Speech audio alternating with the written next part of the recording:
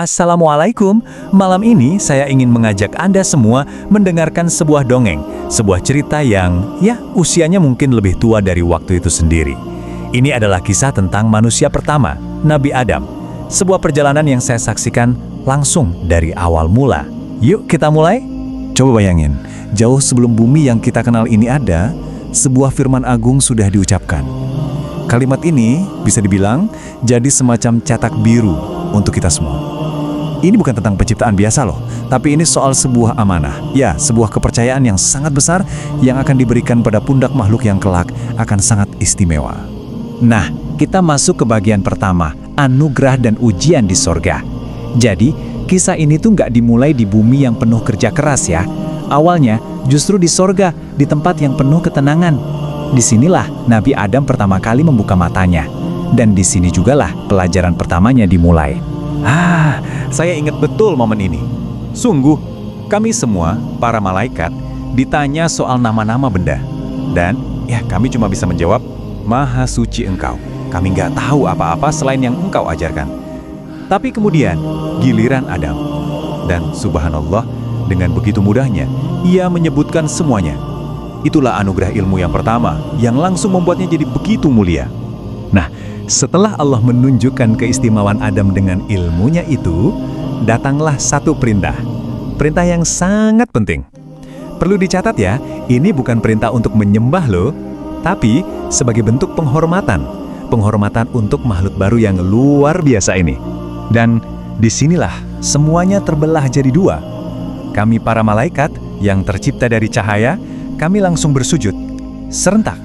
Tapi ada satu yang tidak. Ada satu yang tetap berdiri tegak saat yang lain merendah.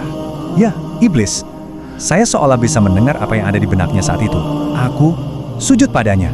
Aku ini dari api yang menyala-nyala, sedangkan dia cuma dari tanah. Aku jelas lebih baik. Dan kesombongan dalam satu momen singkat itulah yang menjatuhkannya untuk selamanya. Oke, sekarang kita masuk ke bagian kedua, kesalahan dan penyesalan pertama. Ini nih, momen yang jadi titik balik dari seluruh cerita ini. Sebuah pelajaran penting, kalau ternyata bahkan di dalam surga yang penuh kenikmatan pun tetap ada ujian. Jadi, iblis yang sudah terusir itu, dia nggak menyerah. Dia datang lagi. Tapi dengan tipu daya yang sangat licik. Dia tahu betul apa yang diinginkan manusia. Jadi dia mulai membisikkan janji-janji manis ke telinga Adam dan Hawa. Bayangkan, dia bahkan berani bersumpah palsu pakai nama Allah, cuma buat meyakinkan kalau dia itu niatnya baik, cuma mau kasih nasihat. Dia terus menggoda mereka dengan buah terlarang itu, yang dia sebut buah keabadian. Dan, akhirnya mereka tergoda. Tapi begitu buah itu mereka rasakan, yang datang itu bukan keabadian yang dijanjikan. Sama sekali bukan. Yang datang justru sebuah kesadaran yang rasanya seperti menusuk. Rasa malu dan penyesalan yang, begitu dalam dan berat. Saat itu juga mereka sadar satu-satunya larangan dari Allah sudah mereka langgar. Nah, kita ke babak selanjutnya, awal yang baru di muka bumi. Jadi, penyesalan mereka itu diterima loh, taubat mereka diampuni. Tapi, takdir ya tetap harus berjalan. Misi utama sebagai khalifah itu harus dimulai. Dan tempat untuk memulainya bukan lagi di sorga. Saya melihatnya saat Nabi Adam pertama kali menginjakkan kaki di bumi. Dia menatap matahari untuk pertama kalinya, dan saya lihat dia merasakan panas yang sama sekali belum pernah ia kenal.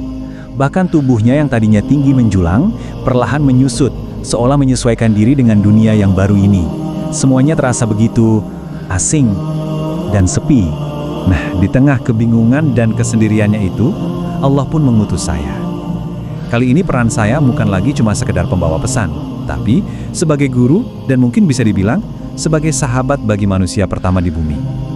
Tugas saya adalah menemaninya, membimbingnya, dan mengajarinya cara untuk bertahan hidup. Kita masuk ke bagian belajar menjadi manusia. Disinilah perjalanan yang sesungguhnya dimulai. Ini bukan lagi soal kenikmatan yang serba ada. Sekarang ini tentang usaha, tentang kerja keras, dan yang paling-paling penting, tentang kesabaran. Suatu hari, Nabi Adam lapar. Saya pun membawakannya beberapa benih gandum dari surga. Apa ini bisa langsung kumakan, Jibril? Tanyanya penuh harap. Saya tersenyum dan menjawab lembut, sabar wahai Adam, sabar. Lalu saya ajarkan dia cara menanamnya. Waktu berlalu, gandumnya pun panen. Dia bertanya lagi, sekarang Jibril? Dan lagi-lagi saya katakan, sabar wahai Adam, sambil mengajarinya cara menumbuk gandum jadi tepung, lalu membuat roti. Sampai akhirnya roti itu matang, dia kembali bertanya. Saya pun berkata, "Tunggu sampai matahari terbenam ya, sempurnakan puasamu hari ini."